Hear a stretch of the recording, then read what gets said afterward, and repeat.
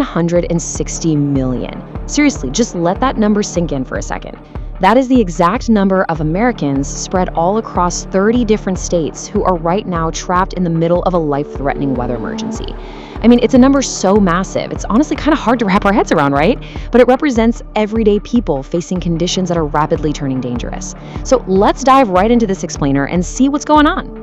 Today, we're breaking down a massive, relentless heat emergency that is aggressively spreading across the country.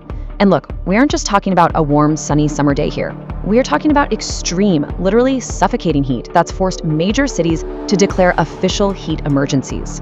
The sheer scale of what we're looking at is historic, and it's fundamentally changing how millions of people are living, working, and well, just trying to survive this week.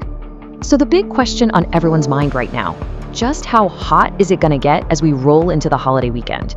Well, based on the data we're tracking, we are barreling toward what'll likely be the hottest 4th of July in over 15 years. Yeah, a decade and a half of weather records being pushed to the absolute brink. It completely rewrites the script for anyone planning out those traditional parades, backyard barbecues, and fireworks. Let's map out exactly how this extreme heat is building. Section 1. The expanding heat dome. Midwest baking, East Coast sweltering. Get a load of these projected feels-like temperatures. Remember, we aren't just looking at the base temperature on a thermometer, we're talking about the heat index. That's the one that factors in humidity to tell us what it actually feels like to the human body. And the projections are wild. New York City expected to feel like 110 degrees. Philadelphia is bracing for 112. And down in Washington, D.C., it's projected to feel like a staggering 113 degrees. Even Syracuse is already hitting a heat index of 111. These are triple-digit numbers that completely overwhelm the body's natural ability to cool itself down. It is no joke. To understand why these numbers are spiking so high, we gotta look at the mechanics of what meteorologists are calling a heat dome. Honestly, just think of this weather system as a giant, inescapable furnace. It effectively places a massive lid over more than half the country, trapping all that scorching, unhealthy air right down at the surface where we live and breathe. It doesn't budge easily, and while it just sits there, it bakes everything beneath it. It's exactly this furnace effect that's prompting all those major citywide emergency declarations we're seeing. Section 2. Real impacts on the ground. A city sweating it out. Let's zoom in on New York City for a minute to see the real-world countermeasures that get deployed when a whole city turns into a literal oven.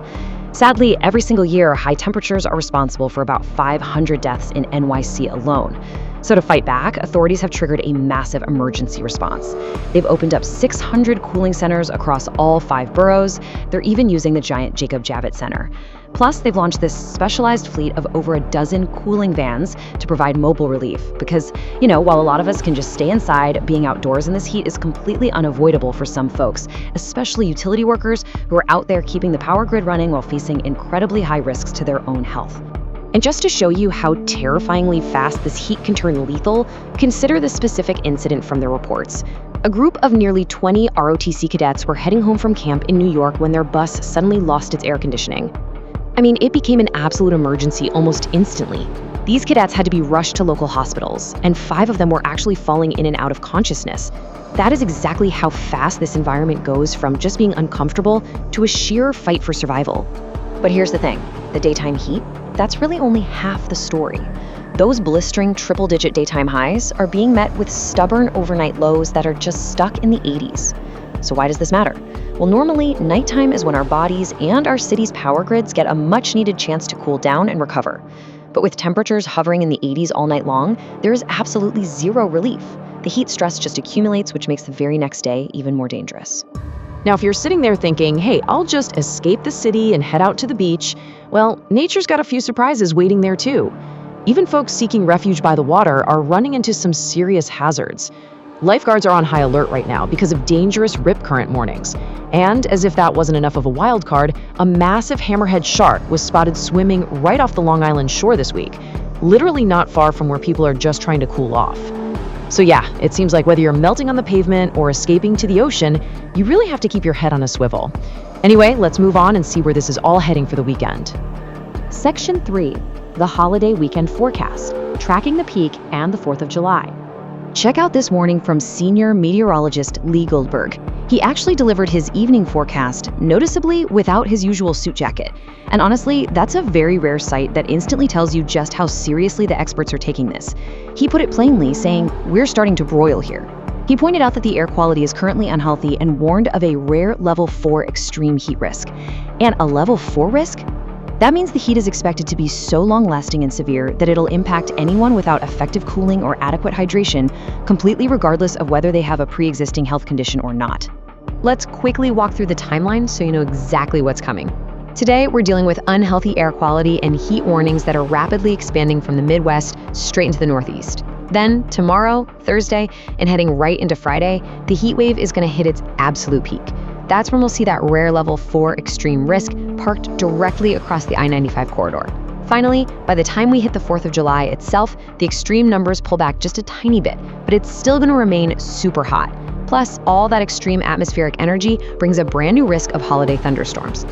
So, we've laid out all the data. A heat dome acting like a giant furnace, 160 million people under threat, overnight temperatures offering absolutely zero relief, and a rare level 4 extreme heat risk peaking right as the holiday kicks off. This explainer really highlights exactly what we're up against.